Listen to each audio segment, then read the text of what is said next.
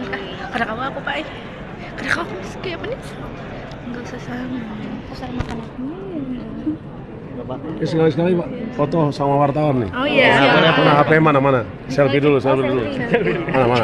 Saya Pak yang mau selfie mana? Oh iya. Benar. Sudah. Nah ya, udah tuh.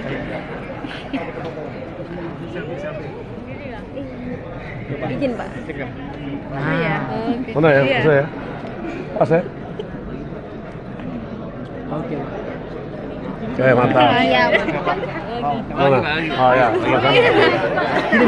Kirim. Madani.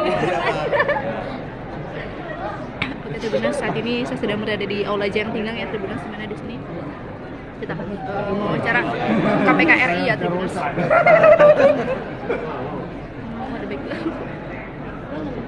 Dan ini juga ada Pak Gubernur Kalimantan Tengah ya, Tribuners, Pak Sugianto Sabta. Itu lagi foto. Di foto gue. Pak balik sini Pak. Tadi di sana ke sini Pak. Iya Pak. Bilangin di sini ke sana ke sini. Pak, Pak Gu, tolong Pak. Pak sini lagi dong Pak. Ya. Seperti gini rasio aja Udah itu masuk semua Pak. nih. Gini rasio aja kurang tahu. Ya. Ya Pak, sini berdua aja Pak. Masih aja. Ayo udah Pak, udah Pak. Ya. Yang pertama adalah saya menyampaikan salam untuk rekan-rekan warga anak bangsa se-Kalimantan Tengah, karena saya sudah lama berjanji dengan gubernur untuk datang ke Kalteng, tapi hari ini baru tidak terwujud. Tentu pesan kita yang kita bawa adalah kita ingin mewujudkan bahwa pemerintah itu berjalan secara bersih dan bebas dari korupsi, kolusi, maupun nepotisme. Kita ingin memastikan bahwa seluruh tata kelola keuangan maupun pemerintahan berjalan secara transparan, akuntabel, dan tidak ada satu pihak pun yang terjadi penyimpangan. Pesan berikutnya adalah KPK datang ke Kalimantan Tengah di dalam rangka menumbuh kembangkan budaya anti korupsi.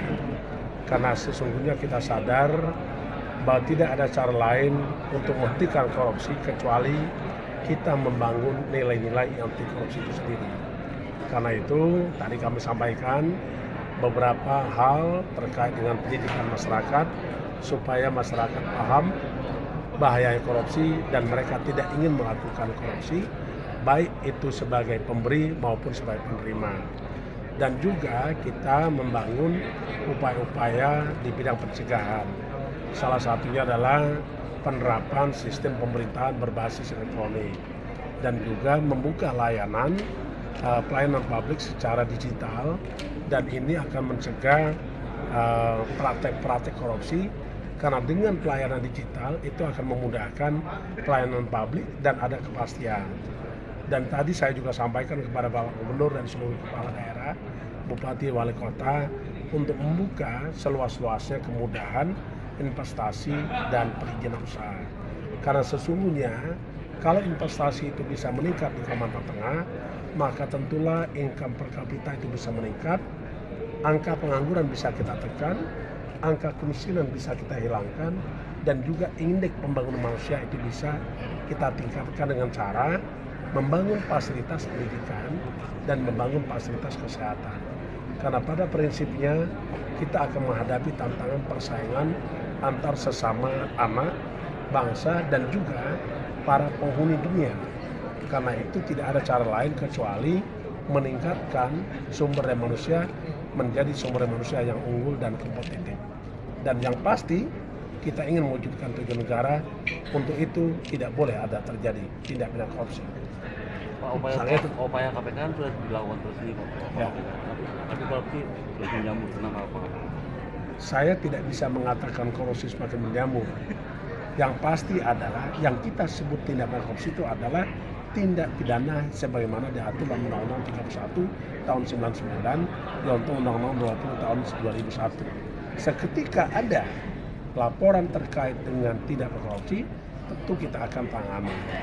Kalaupun KPK hanya berada di Jakarta, Tapi kami tidak khawatir karena sesungguhnya seluruh mata rakyat itu adalah mata KPK. Jadi saya kira itu ya. Pak, terkait Tadi yang disampaikan Pemda, Pak, harapannya regulasi dari pusat cukup membatasi Pemda dalam menggunakan anggaran untuk optimalisasi pembangunan. Ya. Dari KPK melihat ini gimana, Pak? Saya tidak begitu paham persis yang mana yang menghambat, tapi nanti kita akan carikan solusi dan tentu juga akan sinkronisasi dengan kementerian terkait. Kalau terkait dengan perencanaan pembangunan, maka kita harus bicara tentang Menteri Bappenas dan perencanaan pembangunan nasional. Kalau terkait dengan dana bagi hasil, tentu kita akan bicara dengan Menteri Keuangan. Saya kira itu. Pak, terkait dugaan pemeriksaan Cak Imin sendiri hari ini gimana Pak? Kenapa? Pemeriksaan Cak Imin. Saya belum tahu apakah hari ini dia datang atau tidak.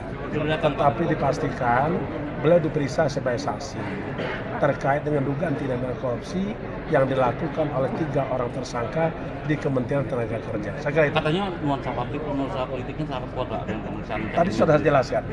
Apa yang dilakukan oleh KPK adalah proses hukum. Pak, KPK sangat menjunjung tinggi azas-azas pelaksanaan tugas pokok KPK.